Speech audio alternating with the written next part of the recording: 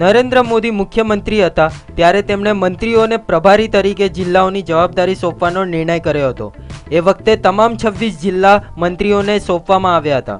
સ્વાતંત્ર્ય દિન અને પ્રજાસત્તાક દિનની ઉજવણીથી લઈને આ મંત્રીઓ દ્વારા નિયમિત રીતે આ જિલ્લાઓની મુલાકાત લઈને ત્યાંની સમસ્યાના ઉકેલથી લઈ વિકાસ કામો પર દેખરેખ રાખવામાં આવે છે।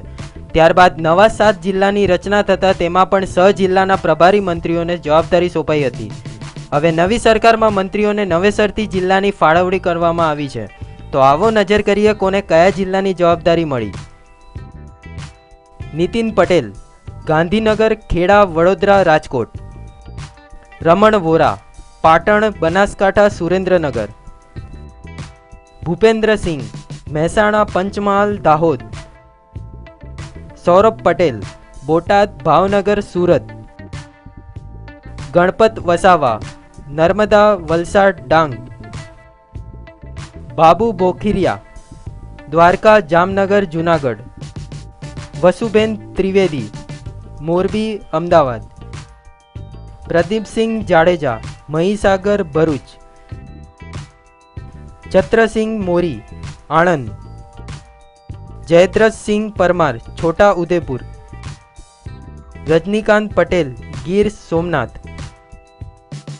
નાનુભાઈ વાનાણી, તાપી, નવસારી। જયંતી કવાડિયા, પોરબંદર, અમરેલી। શંકર ચૌધરી, કચ્છ, અમદાવાદ શહેર। દિલીપ ઠાકોર, મહેસાણા, ખેડા। તારાચંદ છેડા, બનાસકાંઠા, સુરેન્દ્રનગર। જયેશ રાદડિયા, જામનગર। બચુ ખાબડ, તાપી। કાંતિ ગામિત, છોટા ઉદેપુર। આનંદીબેનની કેબિનેટના 6 મંત્રીઓને 19 જિલ્લાના પ્રભારી તરીકેની જવાબદારી સોંપવામાં આવી છે, જ્યારે રાજ્ય કક્ષાના 9 મંત્રીઓને પણ 14 જિલ્લાના પ્રભારી તરીકે સ્વતંત્ર જવાબદારી સોંપવામાં આવી છે।